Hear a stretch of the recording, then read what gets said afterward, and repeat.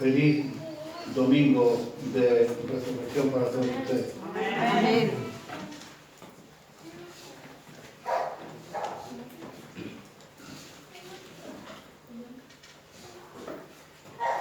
Determinar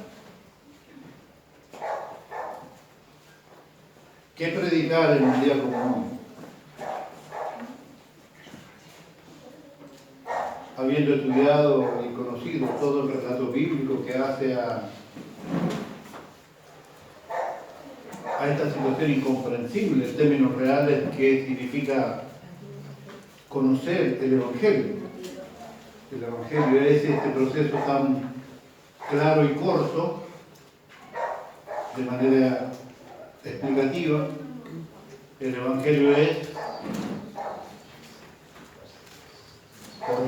por revelación de su palabra y el Espíritu Santo, que Jesús, nuestro Dios eterno, se hizo hombre,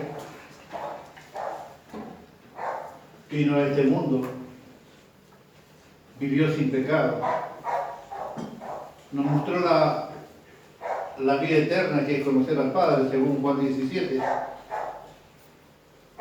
Nos enseñó una manera diferente de pensar y vivir. Dio su vida por nosotros en la cruz, porque esa deuda que teníamos era imposible pagarla para nosotros.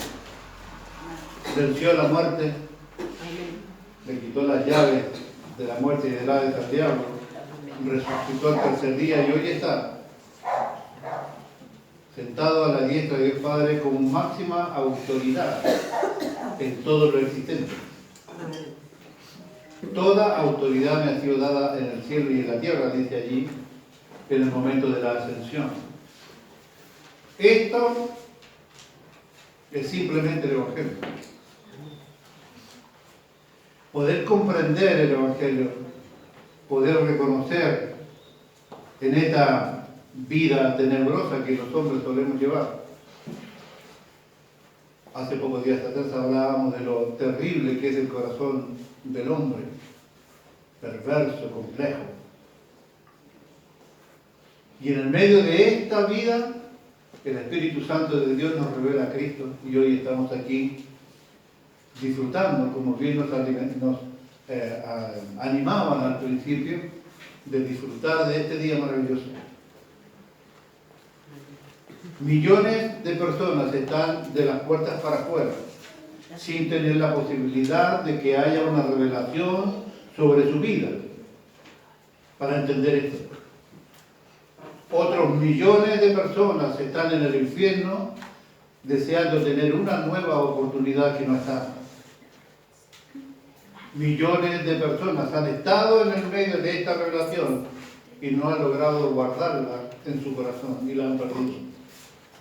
Y hoy están lejos de toda posibilidad de redención.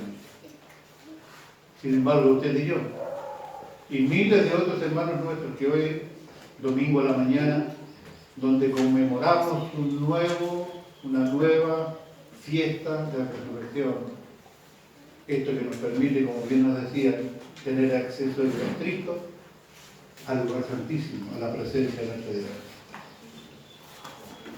Es difícil, como les decía, tomar un segmento de toda esta tremenda y abundante maravilla que es la explicación del sacrificio del Señor. Y de pronto saltó por allí una frase y un pensamiento que fue ganando lugar en mi corazón a medida que leía y estudiaba. ¿Tiene usted en su corazón guardado que algún día usted celebrará una fiesta con ese amigo que usted desea, con ese amigo que usted quiere, con ese amigo que usted extraña? ¿Tiene a alguien en este mundo que dice, no quiero morirme sin tomar una cena con aquella persona, con aquel amigo, con aquel pariente, con aquel familiar? ¿Tiene en su corazón ese anhelo? ¿Tiene usted en su corazón esa fibra de amistad que se necesita para eso? La amistad en el ser humano se ha deteriorado tanto que prácticamente ha desaparecido de la convivencia diaria y rutinaria de nosotros. Es muy difícil tener amigos.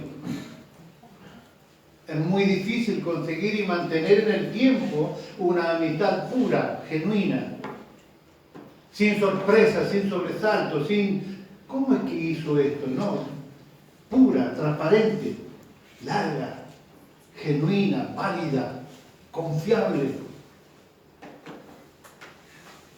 Y en el relato bíblico me encontré con un versículo allí, en Lucas capítulo 22, pero no voy a predicar de Mateo 26. ¿Está bien? No importa, ¿no? El llamado de la atención fue el siguiente. A veces yo hago invitaciones, hincapié, con cosas muy serias y muy en serio, que parecieran cierta broma. Y créanme que no. Yo tengo una oración regular por varias personas alrededor de mi vida, muchas de ellas algunos familiares, otros de ellos que son como mi familia. Gente que me ha bendecido y que sé que he bendecido. En este intento de ser un buen amigo. Le doy gracias al Señor porque la veo yo que está ahí en la puerta. Porque el oro me debe mucha oración. No me debe plata, pero me debe mucha oración. Y hoy le decía, en el oído, no lo oí, hoy Cristo ha resucitado. No te olvides, Cristo ha resucitado hoy. Y aquí está y te doy gracias al Señor y a Él por estar aquí presente. Lucas capítulo 22, versículo 15 llamó poderosamente la atención. Cuando a pesar de una serie interminable de cosas que vamos nosotros a tratar de desmenuzar a continuación, Jesús hace una declaración tremenda. 22:15 de Lucas dijo, Él les dijo, cuánto he deseado comer con vosotros esta Pascua antes que padezca. Hay por allí que le voy a compartir después una serie de versiones del mismo texto que hablan con la claridad del deseo profundo, genuino de este amigo que deseaba. Y que promete en el relato que él no volverá a tomar esta fiesta, no solo el vino como a veces creemos. Él no participará otra vez de esta fiesta con estos amigos, sino cuando sea en el reino de su Padre. Allí habrá vino nuevo, vino fresco, pero estará aquellas personas que Él tiene en su corazón en este mismo instante. ¿Cuánto he deseado comer con vosotros esta Pascua antes que padezca?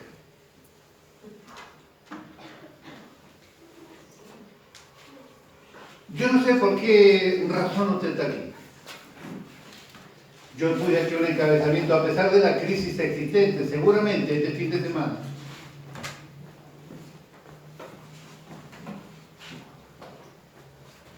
Este fin de semana, de 4 largos días, que podrían servir para que cada uno elija qué hacer con este tiempo libre que Dios nos ha regalado. Seguramente en nuestra Argentina nuevamente será récord esta semana de Semana Santa, de fin de semana largo. Olvidando por completo la razón importantísima por qué estamos nosotros de feriado largo. ¿Por qué está usted hoy aquí? A lo mejor está aquí porque tiene la rutina de venir el domingo. A lo mejor está aquí porque tenía curiosidad. A lo mejor está aquí porque no pudo salir a la costa, a la montaña, al campo. Porque a lo mejor está aquí porque no tenía plata para salir, porque si hubiese tenido las lucas, ¿Estaría aquí?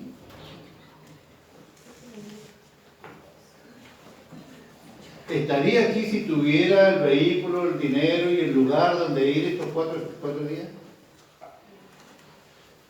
Olvidando por completo la razón importantísima de que por qué tenemos este feriado largo.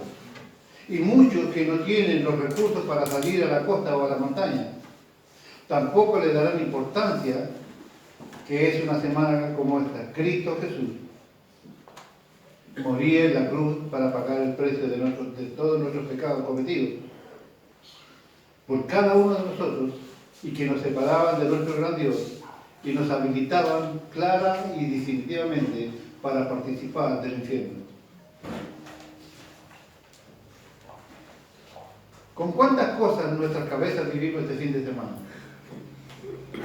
¿De dónde saco un préstamo no tan caro, con no tanto interés, para poder ir a la costa?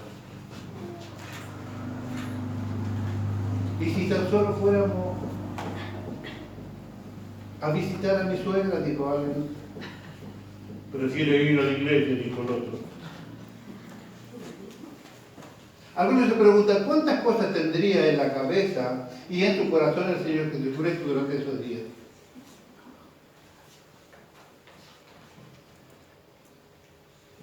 Una de ellas, registrada en Lucas 22:15, habla: cuánto he deseado comer con vosotros esta Pascua antes de caer. Una de las cosas que estaba en el corazón del Señor era pasar sus últimos momentos con aquellos amigos, con aquellos discípulos, con aquellas personas con quien había compartido 3 largos años y medio de distintas vivencias. Una de las cosas que estaba en el corazón del Señor era estar con Él. Jesús los conocía demasiado bien. Porque claro, un amigo que se ha portado regio todo el tiempo, que ha sido impecable, generoso, atento, que lo que pides el tipo te hace, que te banca en un montón de cosas. Es fácil desear estar con Él. Pero Jesús los conocía muy bien. ¿Cuánta desilusión y dolor habrá pasado Jesús, por ejemplo, el jueves de la noche? Anunció, por ejemplo, en este relato de Excremento del Tiempo, anunció que Judas lo iba a entregar por 2 manos. Hubo también controversia entre los discípulos en el aposento alto sobre quién sería el mayor de ellos. No era el momento apropiado para tratar de ser más grande o más importante que el hermano, pero también sucedió. Jesús anunció la negación de Pedro y ahora en el huerto sus discípulos se le duermen. A pesar de que Él les había pedido expresamente que lo acompañasen despiertos. Velad conmigo, versículo 38. Es una súplica más que un mandamiento. Jesús los necesitaba, ellos le fallaron en ese minuto. La pregunta: así que no habéis podido velar una sola hora conmigo. Versículo 40. Capta la desilusión de Jesús. No habéis podido, es un verbo que se refiere al poder físico. Le faltó la fuerza física. A pescadores acostumbrados al trabajo duro, a trabajar de día o de noche pescando.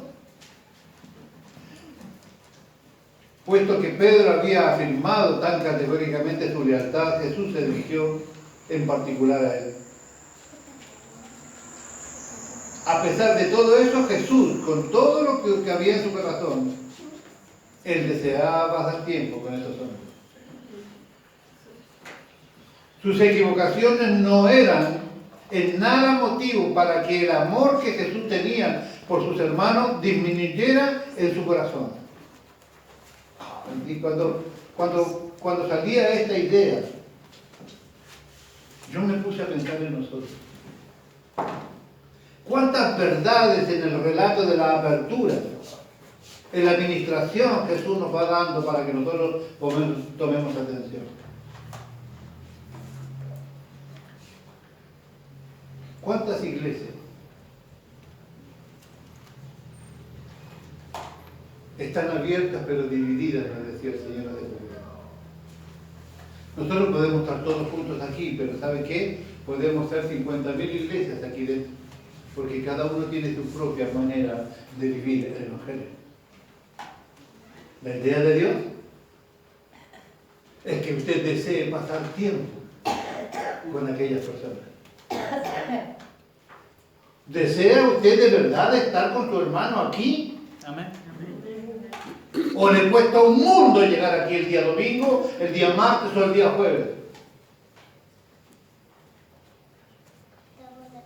Jesús lo conocía perfectamente. Estaba a punto de entregar su vida por todos nosotros y él deseaba estar con ellos. Y repito lo que escribí aquí. Sus equivocaciones no eran en nada motivo para que el amor que Jesús tenía por sus hermanos disminuyera en su corazón. No importa lo que usted me haga. Yo tengo que amarlo con amor profundo. Porque no importa cuántas veces se equivoque, no importa cuántas veces seamos Pedro, siempre tenemos la posibilidad de recomponer y volver. ¿No nos dijeron hace pocos minutos eso? Sus equivocaciones no eran en nada motivo para que el amor que Jesús tenía por sus hermanos disminuyera en su corazón. El amor cubre multitud de pecados. ¿Cuál es la razón por la cual a veces te ausentas? Te dejo la pregunta. Importante, si usted no siente así como Cristo, usted no ama a su hermano. Y si usted no ama a su hermano, le tengo mala noticia, no tendrá en esas condiciones por lo menos vida eterna. Los tiempos se acortaban. Él sabía que le quedaban muy pocas horas. El Señor Jesucristo era plenamente consciente de todo lo que iba a suceder en esa Pascua de Jerusalén. Como hombre estaba muy angustiado sabiendo que los sufrimientos terribles que tendría que soportar. Y al momento de festejar la celebración judía, que recordaban el momento de la liberación del pueblo, de la esclavitud en Egipto, cuando todos en Jerusalén estaban recordando el pasado, Cristo mira para el futuro y les abre su corazón a un pequeño grupo de hombres duros. ¿Cuánto he deseado comer con vosotros esta Pascua antes de padecer? Jesús le dijo, he tenido muchísimo deseo de comer esta Pascua con ustedes antes de que comiencen mi sufrimiento, dice otra versión.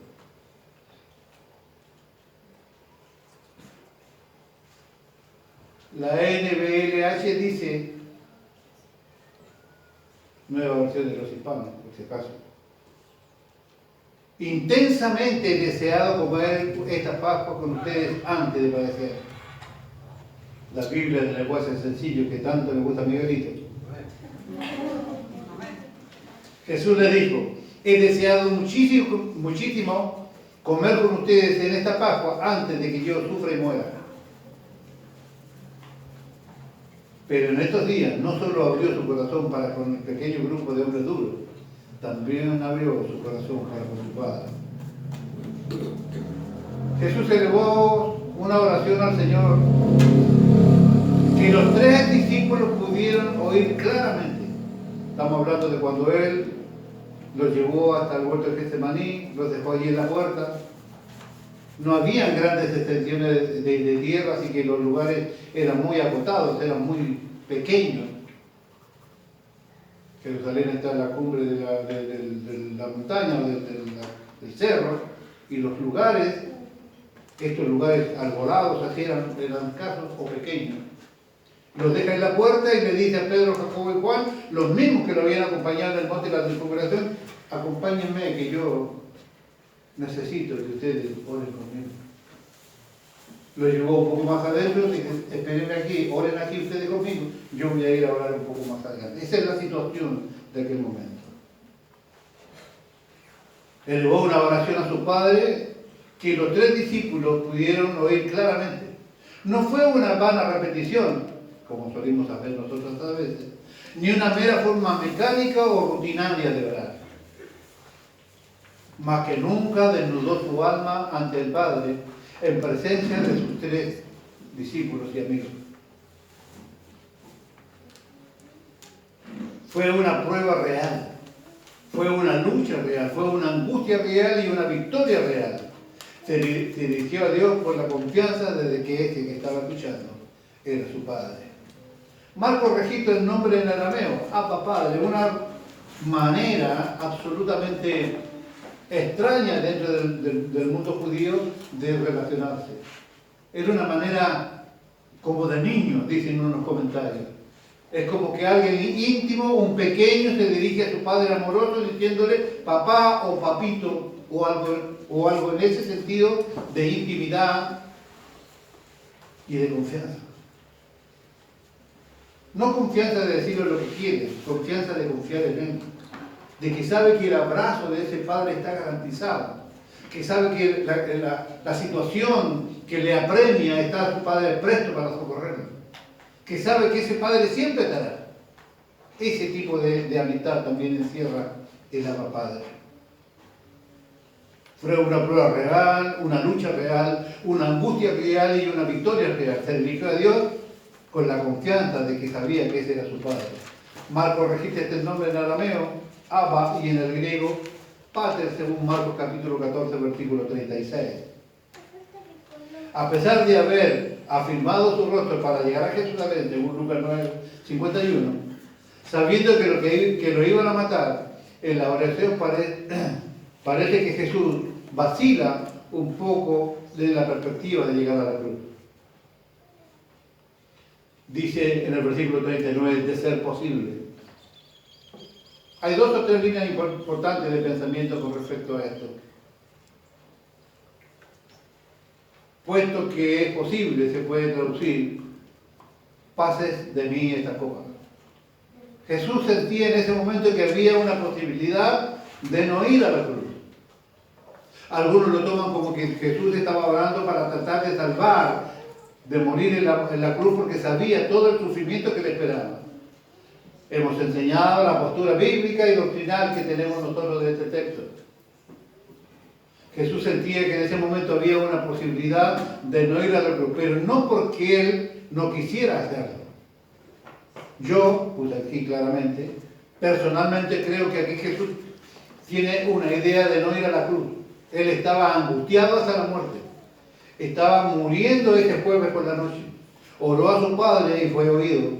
Él quería llegar a la cruz, porque esa era la única forma de darnos nuestra redención. Él sabía muy bien, porque para eso había venido. No está queriendo escapar de la muerte. Si Jesús moría el día jueves en la noche, producto del peso de los pecados que ya tenía encima, y la angustia de ese sufrimiento que tenía allí, angustiado hasta la muerte, y él moría aquella noche, y no lograba llegar a la cruz, nosotros no tendríamos la salvación que hoy podemos disfrutar. Un respaldo bíblico allí está en Hebreos capítulo 5, versículo 7, y dice, y Cristo, en los días de su carne, hombre, verdadero hombre, ofreciendo ruegos y súplicas con gran clamor y lágrimas al que lo podía librar de la muerte, fue oído a causa de su temor reverente. El Padre le permitió no morir el jueves y llegar a la cruz por nosotros.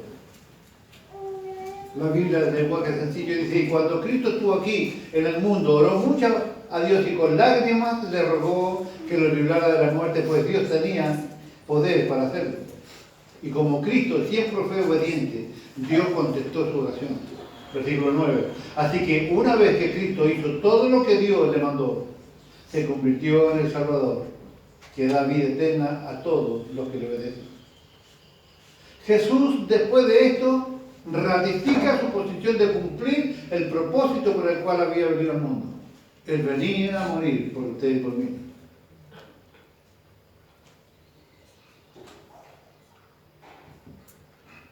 en la agonía de ese momento, como también en la tentación después del bautismo en el desierto, Jesús se somete puntualmente a la voluntad de Dios, cualquiera sea. La copa se refiere a la muerte, punto y aparte. Los tres discípulos, al oír el término copa, quizás recordaron lo conversado y dicho allí en el capítulo 20, versículo 22. Pero esto tenía otra cara, la moneda, que es donde yo quiero hacer énfasis para que nosotros no solamente nos quedemos con el relato bíblico, que seguramente usted ya conoce, pero había otro lado de la moneda. Ellos necesitaban velar y orar por su propio bien para no entrar en tentación, según el versículo 41. Nosotros no tenemos la necesidad de que otra vez nos expliquen el relato bíblico. Esta serie interminable de maravillosas cosas, como las que nos mencionaban en la apertura, por ejemplo. Esta capacidad de poder identificar el carácter o el temperamento o el carácter de distintos personajes bíblicos que tienen que ver con esto. Es importante conocerlo. Es importante que reconozcamos, como nos decían al principio, que muchas, demasiadas veces todos somos Pedro. ¿Quién de nosotros no ha renegado?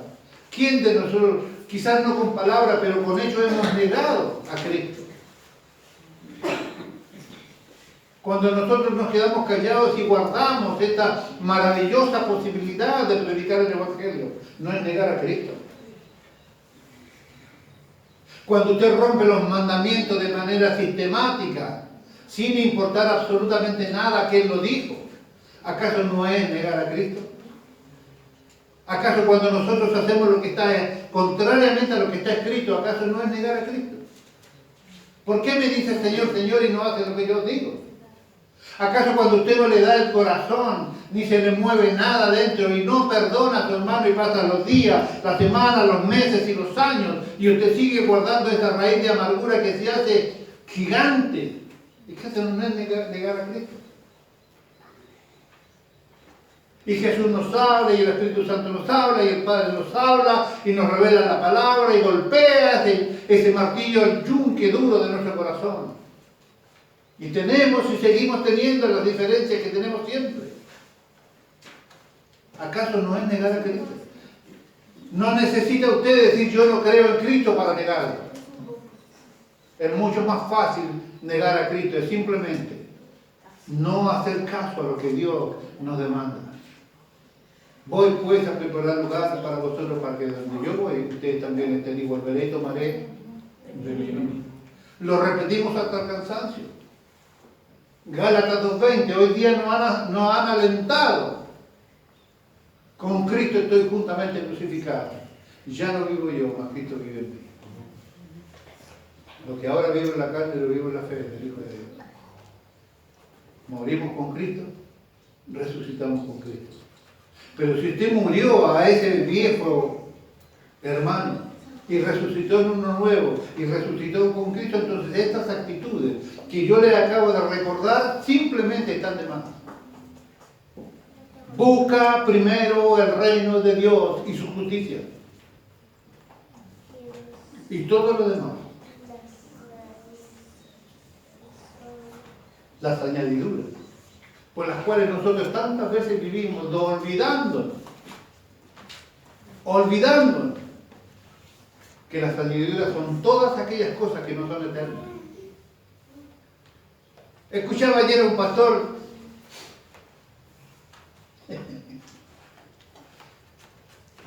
estadounidense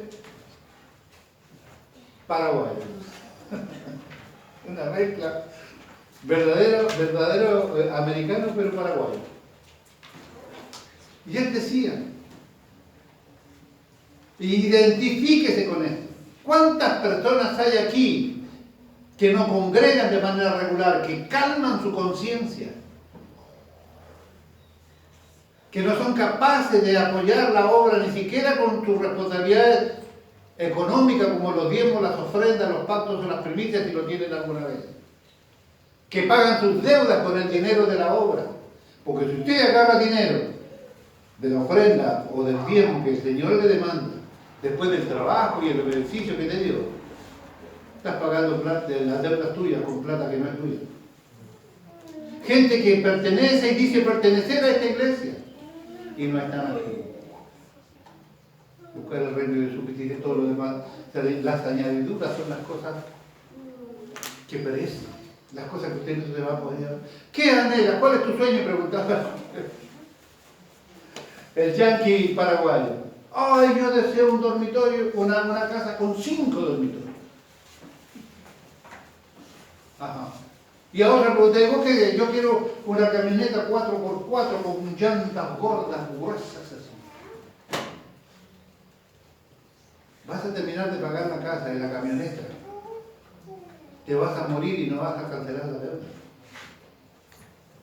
Y para eso trabajar más y trabajar más, sacar de donde lo tenés que sacar y volvés a cumplir.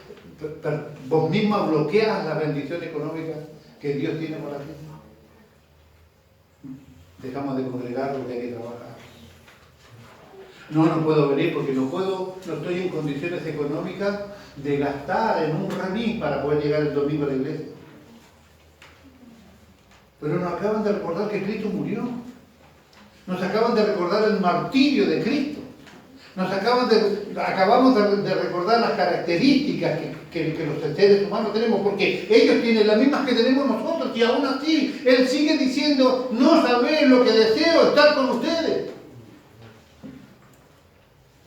Él desea estar conmigo, pero yo le dedico demasiado tiempo a las cosas que son las añadiduras. ¿Puedo yo decir? Si yo no quiero estar con mi esposa y simplemente ella vive en un lado, yo vivo en otro, ella hace su vida, ¿puedo decir que yo la amo? ¿Puedo decir que yo amo a mi esposa si nunca estoy con ella? Si nunca la atiendo, si nunca pienso qué es lo que le pasa, si nunca la socorro para algo que ella necesite. ¿Puedo decir que yo la amo? No sé cómo usted vive con su señora, o usted con su marido, o usted con sus hijos o sus nietos. Pero lo único que sé, que la única manera de amar a Dios es servir a los hermanos. Amén. No hay otra forma. No hay otra manera. Usted me puede decir que usted es el number one de la alabanza, de la música, de experto en sonido, experto en lo que se le ocurra, sabe más Biblia que todos nosotros juntos, y me pone muy contento eso. Pero si yo no te veo servir, si yo no te veo estar dispuesto, simplemente no te creo. Tenemos la tendencia a convivir con el pecado, con la ingratitud, olvidándonos que ese Cristo, antes de morir, decía, yo quiero estar con ustedes antes de padecer. Usted dirá en su mente, claro, pero eso se lo dijo a sus discípulos. Esta invitación sigue estando siempre. El otro día le decía yo, ¿ha sentido usted que se ha alejado de Dios en algún momento? Todos hemos sentido eso. Ahora, la pregunta es esta. ¿Se movió Dios en algún momento? Entonces los que nos corrimos fuimos nosotros. Entonces nosotros somos los que nos hemos alejado de Él. Y si usted se aleja de alguien, ¿puede decir que usted le ama? Si usted se aleja del Señor, ¿usted puede asegurar que le ama? Si usted se separa de sus hermanas, ¿puede decir que le ama? Si usted se separa de sus hermanas, ¿puede ese hermano confiar y esperar en usted que usted te corrió y salir detrás suyo? Esto tiene la garantía y la plasticidad de ser aplicable para nosotros. Aquí vinimos a conocer el Evangelio, que es el que cambia nuestras vidas, el que nos hace sentir y pensar de manera distinta. Aquí vinimos con el afán de conocer a Cristo para que nosotros podamos en algún momento de nuestra vida reflejar el carácter de Él. No confunda carácter con temperamento. Tenía temperamento duro. ¿Te acuerdas que le mostré la conversación con la mujer sirofenicia? El verbo no le contestaba a aquella mujer que le rogaba ayuda. No me mandaron a mí a socorrerte a vos. Vengo yo a socorrer a los hijos de Israel. Tengo hambre, necesito ayuda porque mi hija está enferma, endemoniada. No le puedo dar yo el pan de los hijos de Israel a los perros. Ese es Cristo. Y la fe y la insistencia. La demostración de que ella creía verdaderamente en él. Tuvo esa recompensa. No crea que a Cristo le da lo mismo cuando usted se comporta como se comporta. Él está interesado en que nosotros podamos usar el consejo que nos dan. Tener pecado, arrepiéntete. Tener problemas con alguien, soluciónalos ya. Tener falta de pasión, ora al Señor para que te la dé. Nos mencionaron 5 o 6 situaciones que nos separan de Dios al principio y cada una, 7, porque son 7 cartas de ahí de Apocalipsis, nos dieron 7, tiene una invitación a recomponer las cosas con Dios.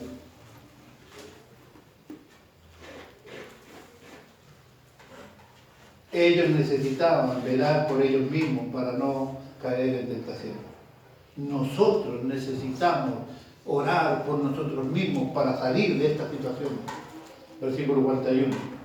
El término tentación, que está la palabra en griego, también significa en muchísimas ocasiones prueba.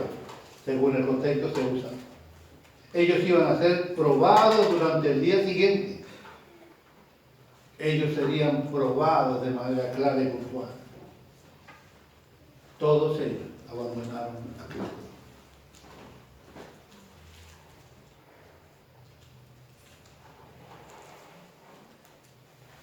Velar y orar son imperativos en tiempo presente que detonan acción continua.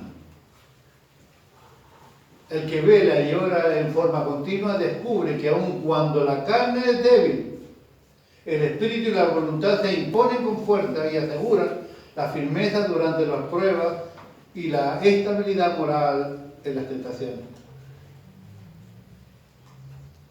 ¿Por qué nosotros no logramos? Bueno, no solamente nosotros. Yo conozco el Evangelio hace 50 años y hace 50 años que veo que las reuniones de oración nunca fueron numerosas. ¿Por qué no logramos que la oración del martes sea visitada? ¿No necesitamos orar ni velar? ¿No tenemos lucha de espíritu contra la carne? ¿Por qué no venimos a orar?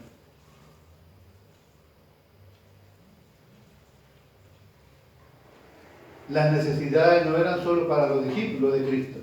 Las pruebas y las necesidades también son parte de nuestra vida diaria. Y nosotros debemos aprender del resultado de esto, de este gran triunfo de Cristo en la cruz. Todo el simbolismo de esta fiesta de la Pascua era una representación de lo que quería decirnos a la humanidad del Señor para que, en una alegoría, Él había venido a mostrarnos lo siguiente. Primero, la fiesta de la Pascua era la conmemoración de la salvación, de la liberación. Todo su propósito era recordarle al pueblo de Israel cómo había sido liberado por Dios en la esclavitud de Egipto. Lo primero y principal entonces era que Jesús se presentaba como el gran libertador.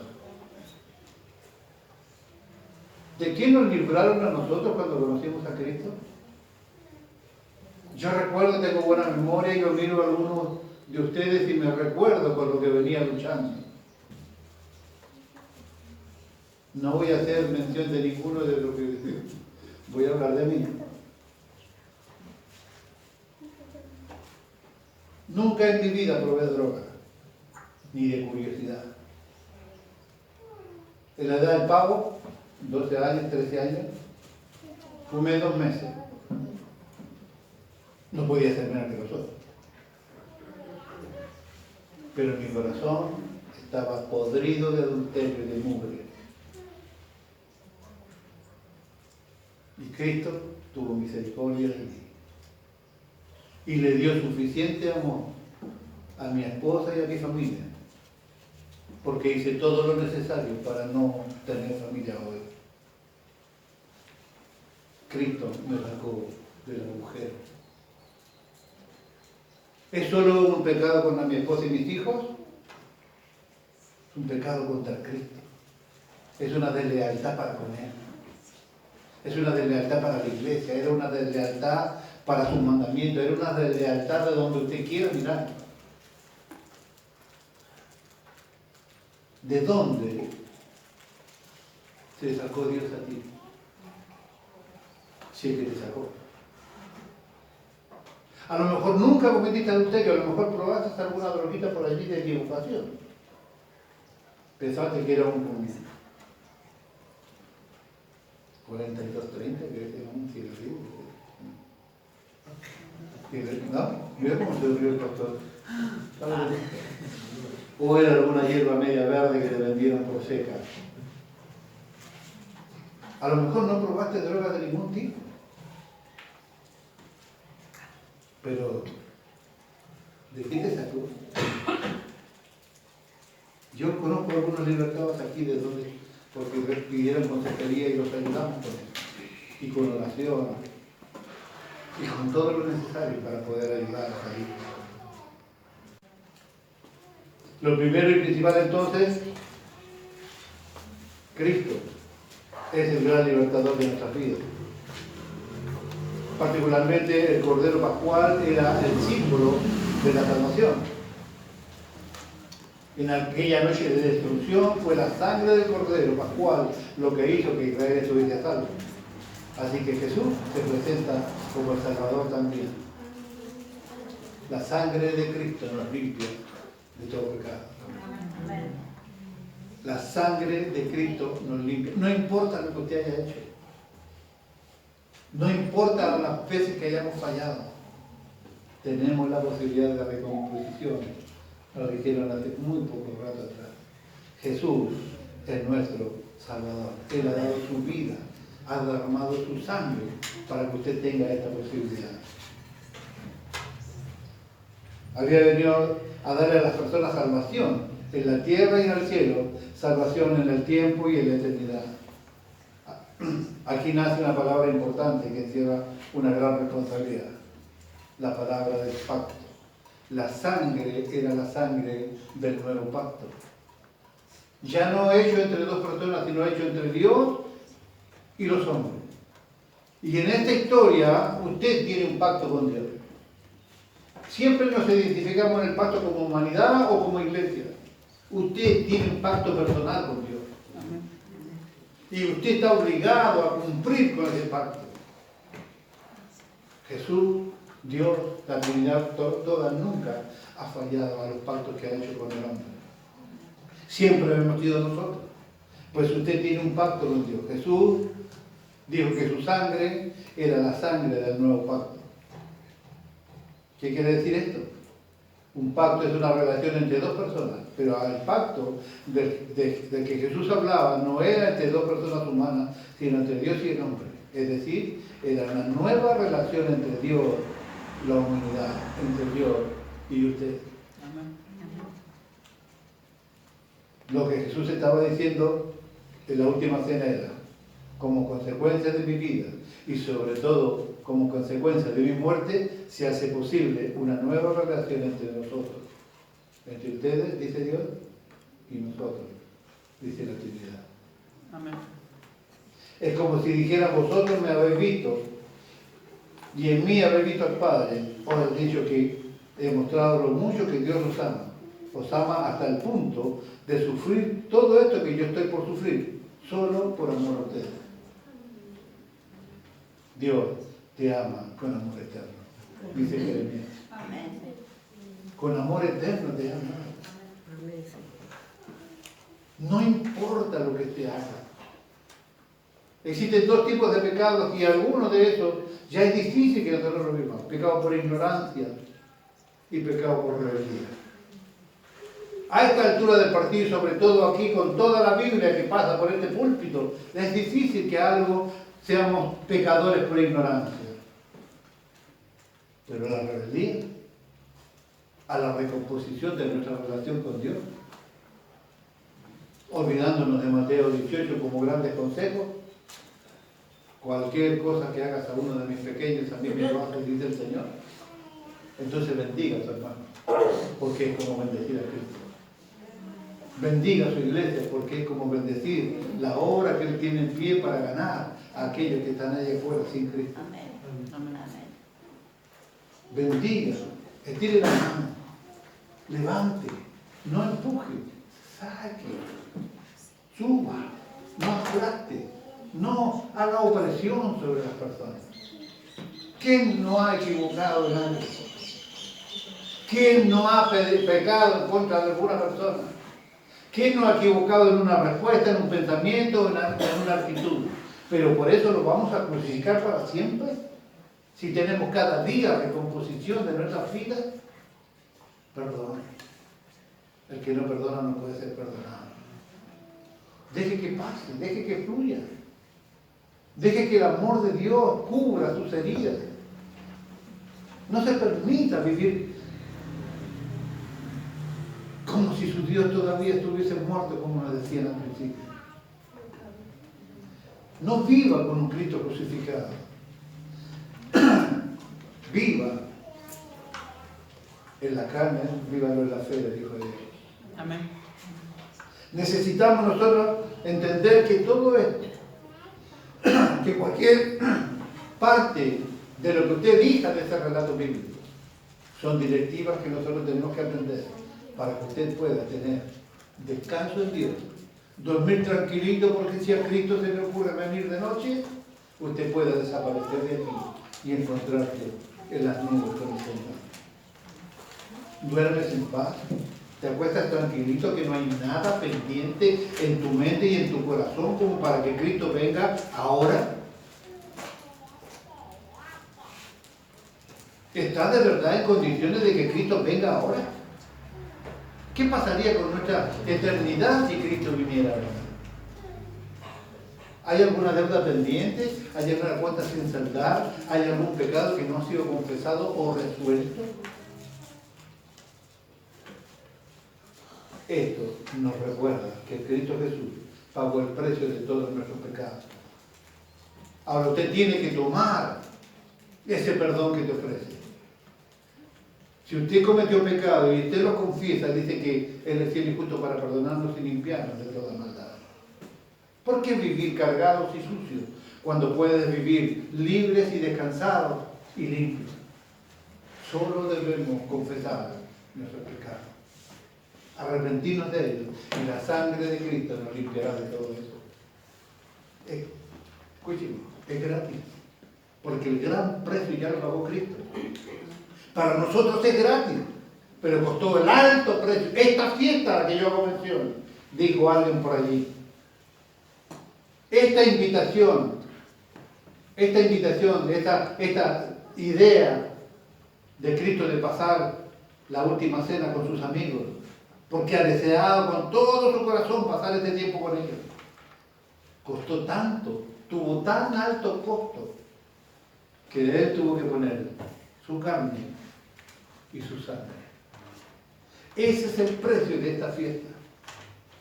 El precio lo pagó Cristo, dando su vida por nosotros, derramando su sangre, para que usted y yo tengamos esta posibilidad. Por eso es que usted está aquí con absoluta justificación, porque Cristo murió por usted y por mí. Pero necesitamos nosotros recomponer esta situación, recordarle otras cosas que hemos hecho. ¿Qué es lo que cantaron? Dice allí el versículo en Mateo 26, que todo esto terminó con un cántico. ¿Qué habrá cantado? El Señor.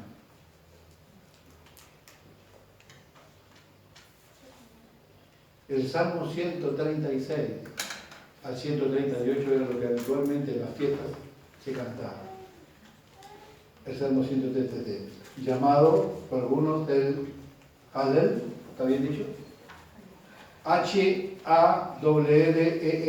el Hallel. Consistía en los Salmos 103 al 118.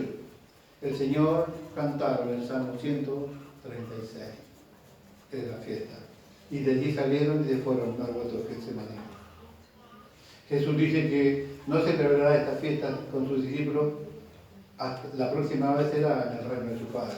A pesar que iba la muerte, a pesar de que todavía no se desmantelaban los muchachos, a pesar de lo que a él esperaba, Cristo no tenía ninguna duda de que la cruz para él era simplemente, no solamente la salvación nuestra, era el camino a recuperar su trono. Nunca tuvo duda de la muerte en la cruz del Señor. Él estaba haciendo y dijo, yo voy, esta fiesta la vamos a tener otra vez todos juntos, pero en el reino de mi Padre. No hay duda en él.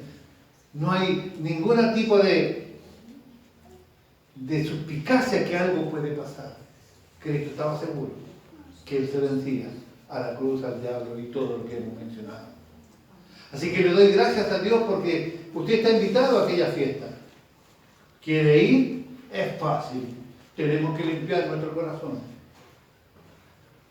Tenemos que vivir preparados, haciendo planes para atender a todo el mundo durante 200 años.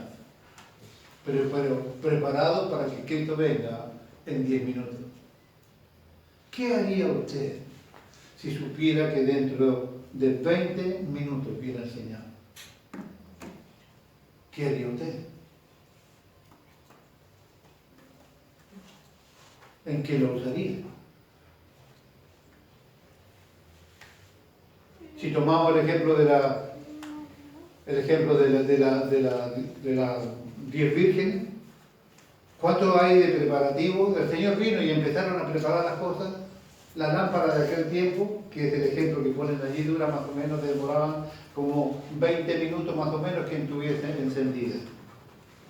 ¿Podrá significar que, como a nosotros, no nos tomará como ladrón en la noche? ¿O sí? Por lo menos a mí no. Pues, levante la mano a quienes van a estar allí esperando como ladrón. ¿Usted sabe cuándo viene el ladrón? No.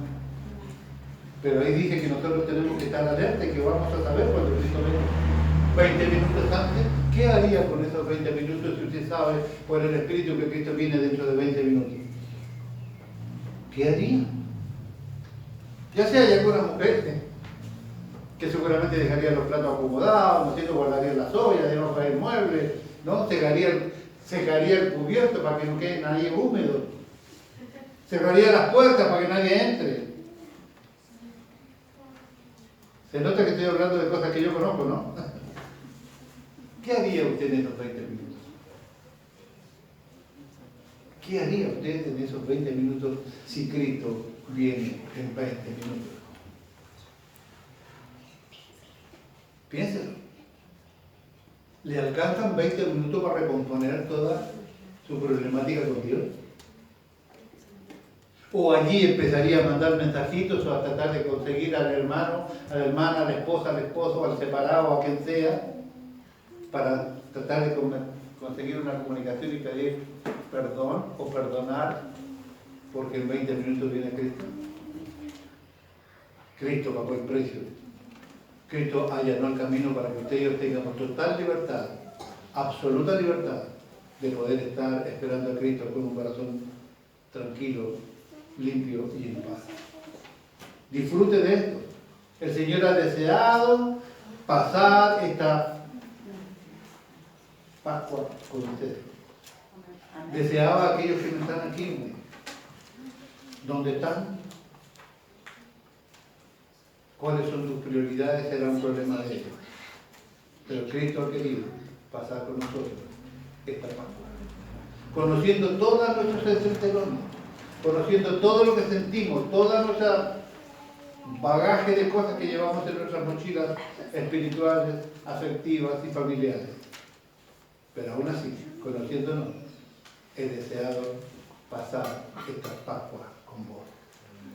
Yo le doy gracias a Dios por eso.